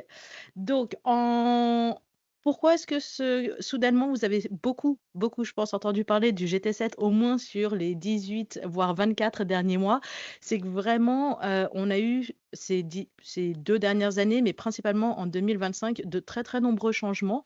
Notamment, ce que nous avons fait, c'est qu'on a unifié toutes les parties du profil France de Netex, donc vraiment toutes ces briques fonctionnelles que vient de vous présenter Christophe, on les a un peu hiérarchisées différemment pour que chacun puisse passer de l'un à l'autre. Et j'ai vu qu'il y avait une question dans le chat justement sur comment on lit les parkings au site. C'est un travail qu'on est en train de faire, et bon, qu'on a fait sur une première version et qu'on va continuer à améliorer pour que les gens puissent naviguer facilement de la, par exemple, description d'un réseau à une description d'un parking, à une fiche horaire ou à une fiche tarifaire. Ce que l'on a aussi fait, et pour ça je remercie énormément les équipes du Point d'accès national pour leur soutien technique, c'est que nous avons choisi de mettre à disposition à la fois en ligne et sous forme collaborative l'ensemble de la documentation du Profil France pour que ce soit plus simple à trouver, mais que vous puissiez aussi nous faire des remontées sur ce que vous voyez dans la documentation si ça ne vous semble pas clair. Et tout cela parce que cela accompagne cette demande croissante des AOM d'avoir des flux en ETEX et séries, un peu comme ce qu'a fait finalement Nouvelle-Aquitaine Mobilité qui, en le forçant à le mettre dans les cahiers des charges, on a vu beaucoup de questions arriver. Donc vous avez sur la droite l'ensemble des parties du Profil France, vous aurez les liens, donc je vous laisserai l'explorer tranquillement. Cette croissance de demande de jeux de données en ETEX et ses risques, elle a surtout apporté, c'est un regain d'intérêt pour les instances de normalisation et notamment le GT7. On a vu arriver de nouveaux experts. Il faut savoir qu'en 2019, il y avait peut-être à peu près entre 15 et 25 personnes très actives. Aujourd'hui, on est à peu près à 60 si on compte l'ensemble des chantiers qui sont ouverts. Et tout simplement parce que c'est toutes ces personnes qui aujourd'hui, on leur demande de s'intéresser à ce format. Elles ont déjà des connaissances sur d'autres formats, sur des systèmes d'information, et elles sont preneuses vraiment de cette montée en compétences en ETEX. Et le gros bénéfice pour les experts historiques, donc par exemple comme Christophe, c'est de pouvoir partager leurs connaissances à plusieurs. Comme ça, on pourra tous bénéficier de tout ce qu'ils ont construit, mais aussi d'avoir des regards neufs sur les travaux et des personnes qui viennent parfois poser des questions très pertinentes d'un point de vue métier sur des choix qui ont été faits par rapport à des implémentations de d'autres pays. Donc Fabien citait tout à l'heure, par exemple, la Norvège qui a pu faire des choix différents. Avec cette arrivée des nouveaux experts et le fait que le groupe est devenu extrêmement dynamique, il faut voir que si sur tous les chantiers réunis, on est à peu près entre 1h30 à 6 heures de réunion par semaine, ce qui est énorme. Donc, on a décidé de nous simplifier un petit peu la vie. On a décidé de passer, donc je le disais, tous les profils sur GitHub, mais qui fait que les personnes peuvent aussi utiliser cet outil pour poser des questions. Si jamais ceux qui sont moins à l'aise avec ces outils peuvent toujours nous envoyer des emails et on y répond en copiant les informations données sur GitHub pour qu'elles soient publiques à tous. Et on s'est créé un outil de communication Slack, donc, vraiment inspiré cette fois-ci par ce qu'a fait IDFM, où on peut avoir des conversations informelles avec tout le monde pour que les gens peuvent venir nous poser des questions. Et on en a profité pour se connecter avec celui d'Entour. Donc on discute à plusieurs sur des choix d'implémentation de Netex. Tout cela pour vous dire qu'il n'est pas trop tard pour rejoindre le groupe et travailler avec nous. Qu'est-ce que ça peut vous apporter en tant que AOM ou en tant qu'opérateur? C'est tout simplement de faire remonter vos besoins, vos questions. On l'a entendu à de très nombreuses reprises aujourd'hui dans la réunion. Certains ont des, on va dire, des outils qui ont fait des choix historiques qu'il faut aujourd'hui faire évoluer, qui ont des perceptions différentes. Par exemple, on a sur l'offre tarifaire la perception information voyageur et billettique qui parfois ne va pas dans le même sens. Voilà, donc participer à ce genre de discussion, ça permet tout simplement de trouver un meilleur consensus, de trouver une manière d'utiliser Netex qui fait vraiment sens à l'ensemble des acteurs de l'écosystème. Et tout simplement, pour tous ceux qui sont industriels ou prestataires, ça vous permet d'être en avance de phase pour faire évoluer vos outils. Donc, j'avais mentionné tout à l'heure dans les chantiers qu'on avait fait, la refonte du profil France. On lui a donné une structure sur l'ensemble des fichiers XML et je sais que tous les participants industriels ou prestataires du GT7 l'ont déjà mis en production avant même que l'encre soit tout à fait sèche. Merci. Si jamais vous avez des questions sur notre groupe, n'hésitez pas à nous rejoindre. Merci infiniment Christophe et Tuto. Je vois là votre adresse mail qu'ils ne manqueront pas, chacun des participants ne manquera pas de de noter pour reprendre contact avec vous comme vous l'avez proposé. Alors, je ne sais pas s'il y a d'autres questions sur le fil des conversations, questions-réponses. Je ne vois rien de nouveau. Est-ce que dans la salle non plus? Sur les parkings, mais il faut les lire, non? Tout le monde les lit, les questions-réponses? Oui, bon. Parce qu'il a été effectivement posé une question par Nawel Mesguich sur les parkings des aéroports. Est-ce que dans la signalisation et l'identification, la localisation, voilà, je cherchais le terme, des parkings, est-ce que les parkings des aéroports étaient inclus? Oui, Oui, tout à fait. c'est important de garder à l'esprit que c'est les parkings, c'est les parkings dans le contexte de Netex, donc c'est tous les lieux de transport peuvent accueillir des parkings. Ils peuvent être indépendants, ça peut être un parking d'ouvrage qui est connecté à rien d'autre, mais ça peut être un parking de gare, ça peut être un parking d'aéroport. D'aéroport, et ça peut être aussi un aéroport, c'est ce qu'a répondu. Voilà, et à l'inverse, hein, c'est ce que je disais, on peut avoir au sein d'un parking des offres de services de mobilité, comme de l'autopartage, comme du covoiturage, comme du vélo partage, et les liens avec les stations de bus à côté. Donc, une des grandes forces de Netex, c'est de présenter les choses de façon harmonisée et connecter les unes aux autres. C'est pas dans des petites choses, des points de peinture, c'est complètement séparé. Il y a bien une intégration globale de la vue de mobilité de l'ensemble de ces constituants. Merci. Et d'ailleurs, Tuto nous a mis dans le fil des discussions un lien norme Netex Parking. Donc, n'hésitez pas à naviguer sur ce lien notamment. Je vais laisser la parole à Fabien pour ce qui sera la 11e et dernière session de l'après-midi. Et je dois vous dire que je ne sais pas quelle température il fait chez vous, tous les participants, mais nous ici, on a très chaud. On n'a pas encore trouvé la norme rafraîchissement.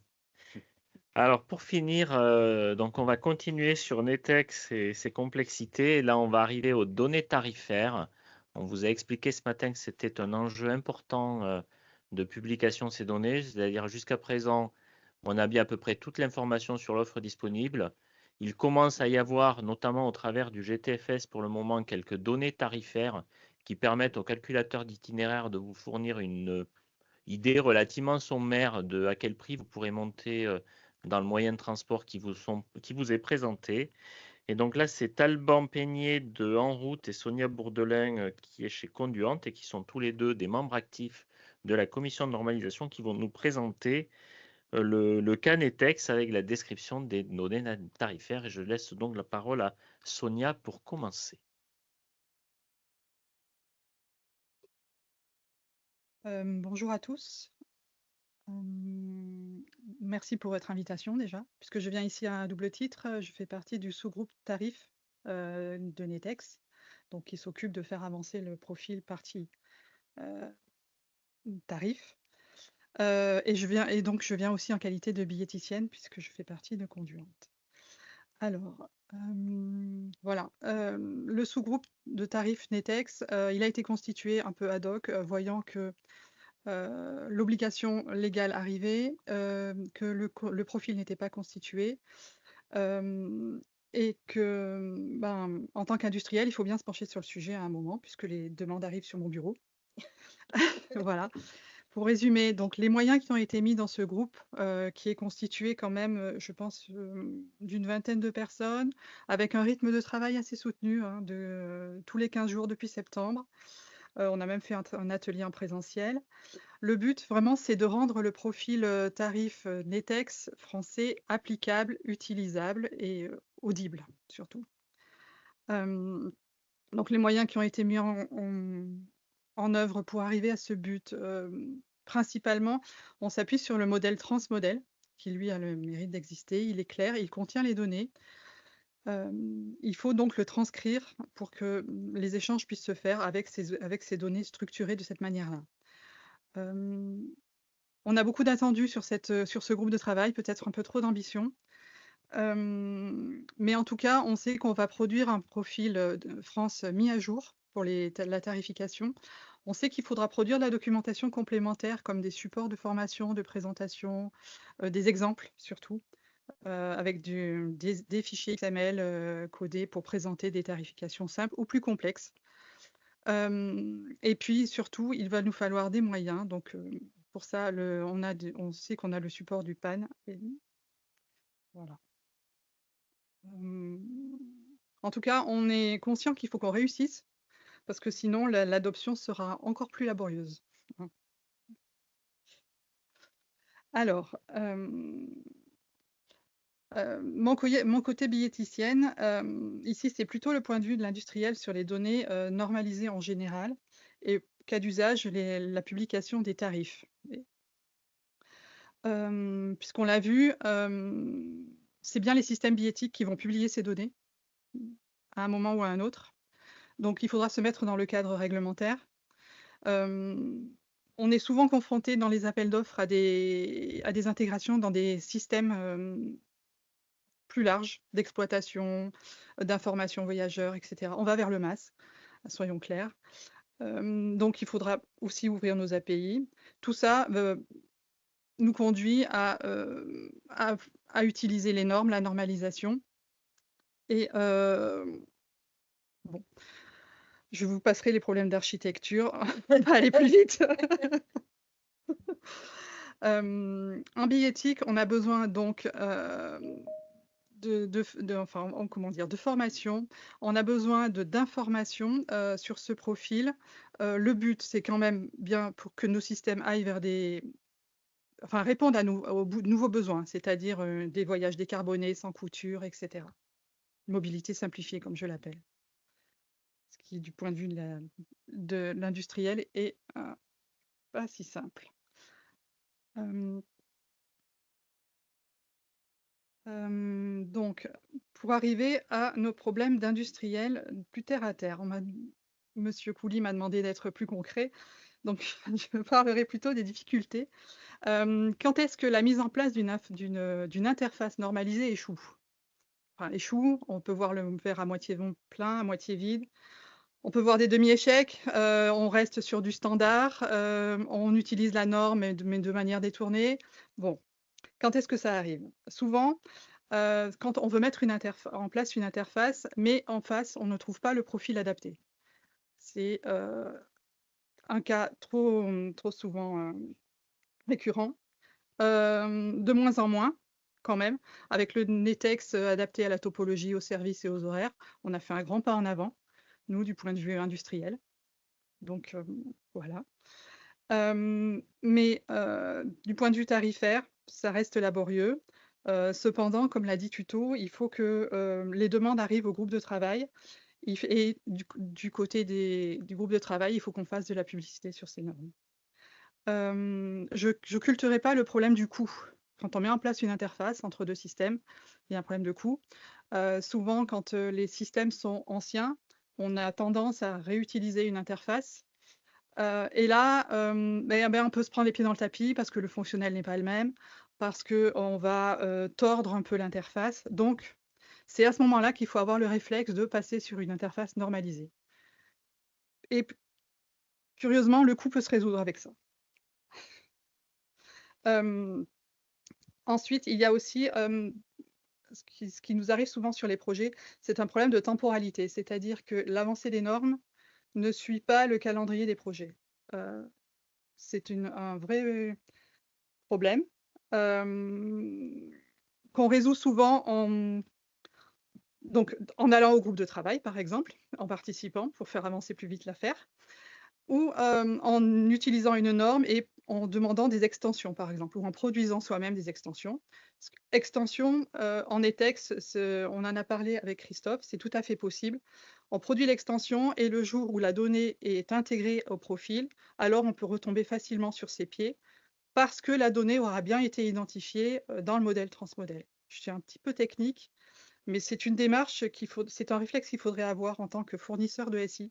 Se référer au modèle transmodèle, trouver la donnée, la nommer correctement, la mettre dans une extension, et le jour où la norme arrivera, enfin, ce sera beaucoup plus facile. Voilà. Slide suivant. Voilà. Le profil NetEx FAIRS a déjà décollé ailleurs qu'en France. notamment dans les pays du Nord, où ils ont fait à 4 pays, ils ont fait un profil nordique, qui est très intéressant. Pour ma part, j'ai vu l'Australie. L'Australie est très particulière puisque ils ont une appétence particulière pour les normes, par exemple. Euh, de mémoire, ils ont par exemple créé un truc qui s'appelait NRST, qui était l'ancêtre du GTFS, il y a plus de 15 ans. Donc ça leur donne vraiment... ils ont une vraie appétence pour ce sujet, et parce qu'ils y trouvent leur compte, ils y trouvent une réduction des coûts, ils y trouvent... ils ont des experts maintenant, ou alors ils font appel à nous, mais voilà, on leur répond.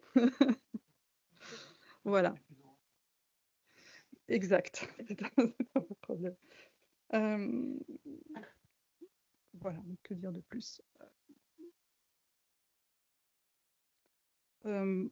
Pour la suite, en fait, pour résumer, il faudra suivre le même chemin que ce qui a été suivi pour la topologie, les horaires et les arrêts, c'est-à-dire communiquer, faire avancer les travaux, fournir des données, des supports matériels aussi aux industriels.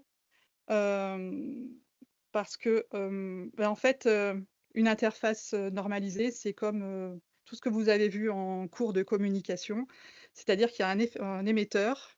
Vous voyez le beau schéma de base de la communication. Il y a un émetteur. Le problème, c'est qu'il y a des filtres et du codage. Après, il y a un canal avec plein de bruit. Et après, il y a un récepteur qui décode avec ses propres filtres. Donc, nous, en tant que normalisateurs, on s'occupe du codage, du canal, du décodage pour essayer de le fiabiliser. Voilà. Mais le problème pourrait être résumé ainsi.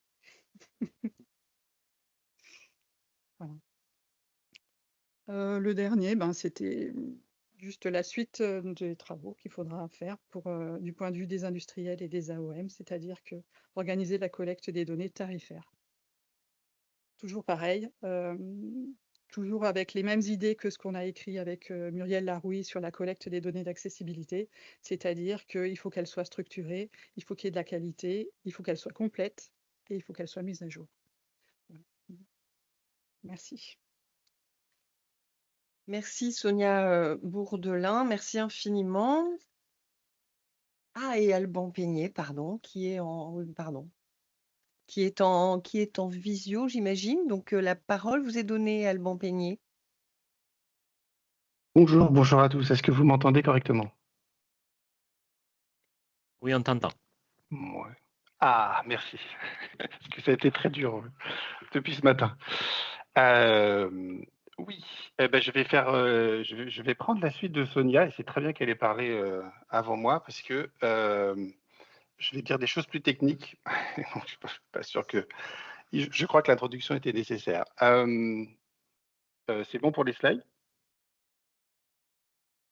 C'est pas très grave, sinon je commence quand même. Comme Sonia l'a dit, il y a donc de nouvelles fonctionnalités qui doivent arriver sur les référentiels de données que En Route fait et que nos amis et autres industriels font aussi. Et un peu comme sur d'autres sujets dans le passé, comme l'accessibilité, comme l'a dit Sonia, peut-être aussi comme sur le transport à la demande. C'est des sujets un peu particuliers où on se rend compte très vite que les allers-retours entre les besoins des utilisateurs, les formats, enfin les normes, donc GTFS et NETEX, eh bien, les échanges sont un peu plus longs que d'habitude, les gens hésitent, etc.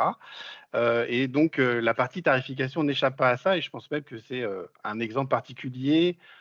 Les travaux, enfin particulièrement compliqués, le temps qu'a mis GTFS à accoucher d'un GTFS Ferrin est représentatif. Le temps qu'ils ont mis pour faire une deuxième version, donc tout le monde n'est pas content, est représentatif. Donc je pense que la partie de tarification a ce petit côté où il faut beaucoup discuter pour arriver à quelque chose d'utile. Notre travail en tant qu'éditeur de logiciels, c'est de faire justement cet aller-retour. Alors, c'est un peu particulier parce que contrairement à Sonia, ou enfin tous les bioéthiciens ou les calculateurs d'itinéraire, eux vont faire un usage de cette information. Ils vont faire un usage de la donnée et donc ils sont à même de la critiquer, de dire il manque des choses, il y a trop de choses, etc. Nous, les référentiels de données, même si on n'est pas beaucoup, comme l'a montré la Nouvelle-Aquitaine tout à l'heure, quand on fait des schémas avec un référentiel de données, il y a des flèches partout. Et on est là pour faire transiter la donnée. Et sur la tarification, c'est exactement ça.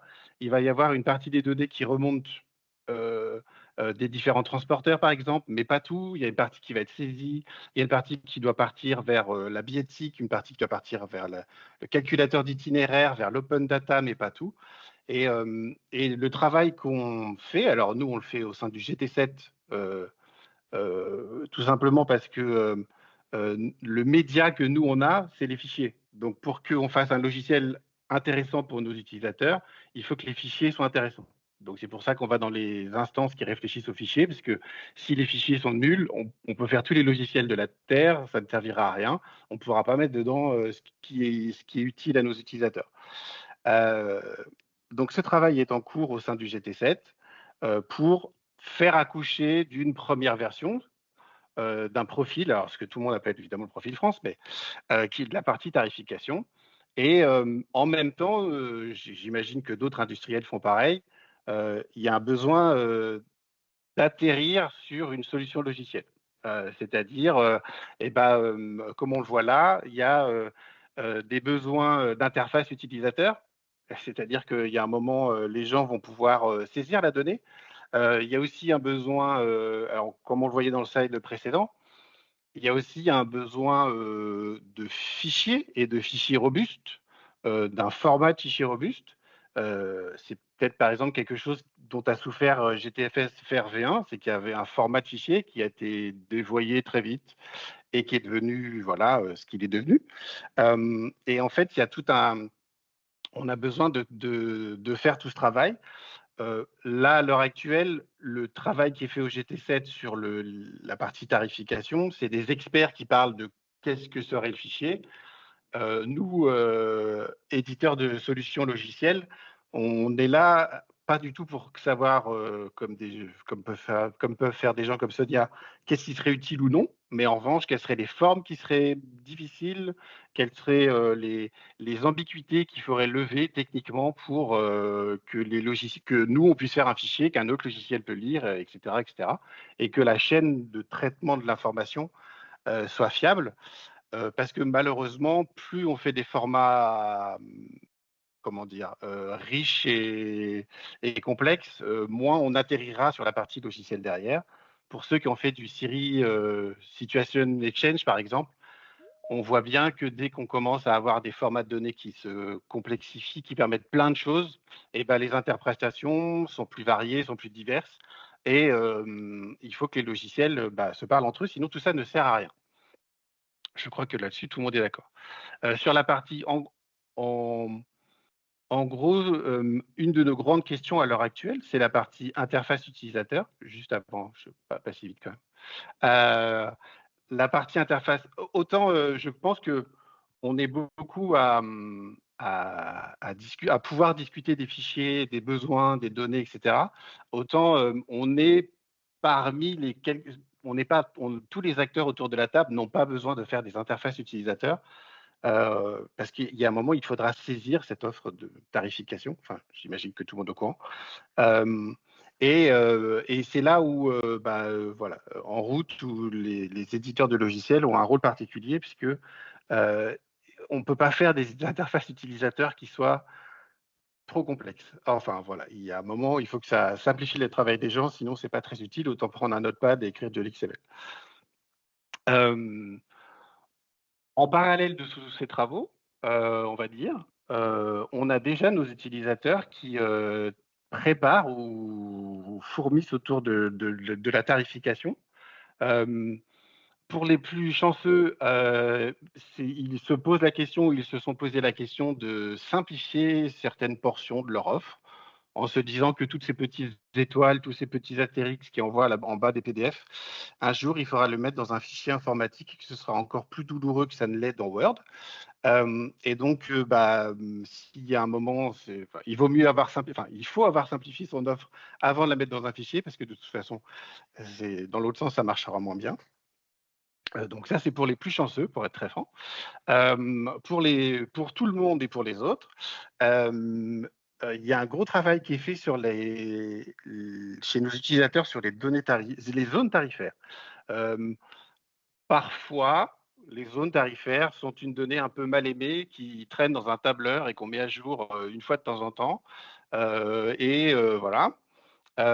Avec, entre guillemets, l'informatisation plus stricte des tarifications, apporter une nouvelle offre qui, par exemple, apporterait des arrêts, mais où quelqu'un n'a pas renseigné dans quelle zone tarifaire entre cet arrêt, est-ce qu'on est bien sûr que c'est celle-là, est-ce que c'est la commune, quelles sont les règles métiers, etc.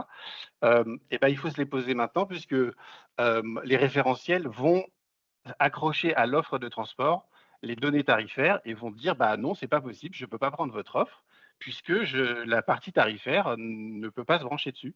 Et le gentil responsable du territoire, par exemple, vous a donné comme consigne, enfin comme règle de contrôle qu'il faut le faire.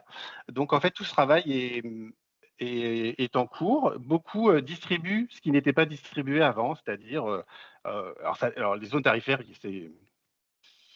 c'est toujours très spécifique à chaque territoire, etc.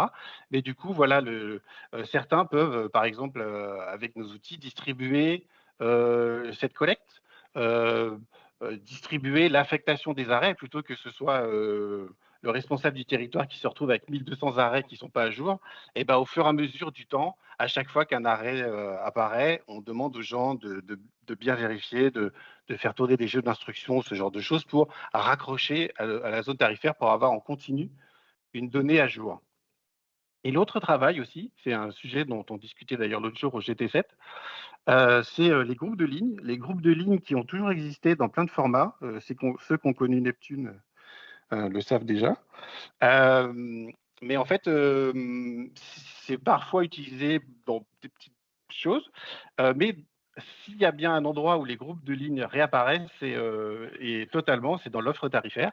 Il y a beaucoup de, voilà, les lignes qui vont à l'aéroport, les lignes scolaires, toutes ces choses-là étaient un peu comme les zones tarifaires, un peu laissées de côté, ou alors vraiment au dernier moment pour des besoins d'affichage dans le calculateur d'itinéraire.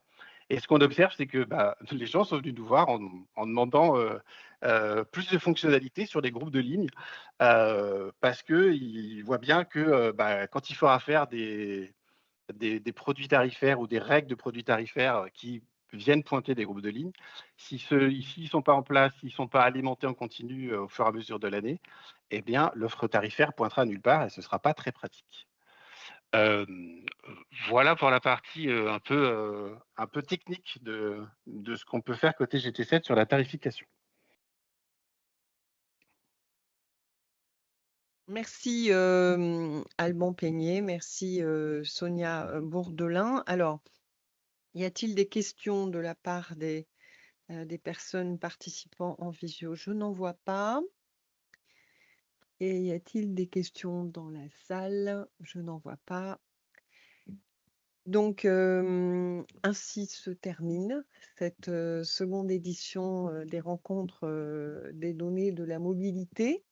Je veux, moi, remercier au nom de la direction, au nom de Fabien, Timothée Alban et Thomas, remercier l'ensemble des intervenants. Vous avez été une vingtaine entre ceux qui sont partis au moment du déjeuner, ceux qui sont arrivés cet après-midi, donc une vingtaine d'intervenants, pardon. Et puis ce matin, malgré les difficultés techniques que la direction a relevées avec beaucoup de talent, nous avons atteint, je pense, entre 120 et 130 participants ce matin et nous sommes arrivés à la centaine cet après-midi.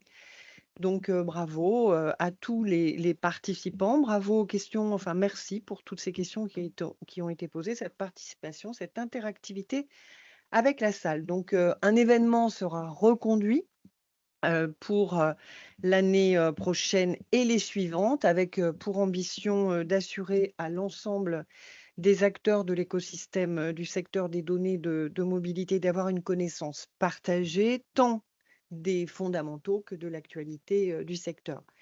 Cette initiative se veut collaborative. aussi, l'ART lancera à l'automne un appel à contribution en vue de l'organisation des troisièmes éditions des troisième éditions, des rencontres données de mobilité en 2026.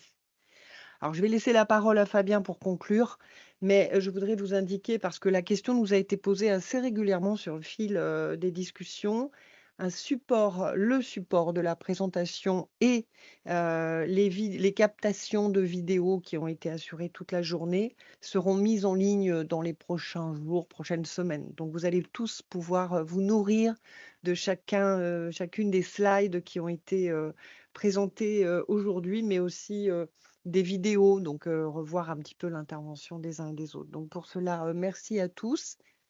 Désolée pour le niveau de température quasi équatoriale. Et à Fabien. Oui, puis désolé des problèmes techniques. Donc, on espère que ça n'aura pas altéré les captations vidéo que nous avons faites. On pense que non, même si Georges et Emmanuel ont dû faire 2 fois leur intervention ce matin. En tout cas, on vous remercie tous.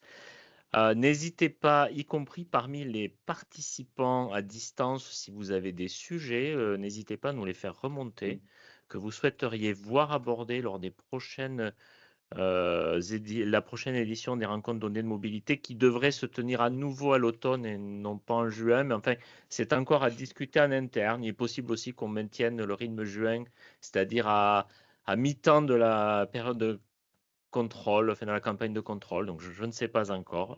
En tout cas, n'hésitez pas, si vous avez des sujets que vous souhaiteriez voir abordés, y compris plus pratiques ou moins pratiques, comme vous voulez, mais faites-les nous remonter via l'adresse mail qui vous avait été communiquée quand vous vous êtes inscrit. Et merci beaucoup et bon week-end à tous.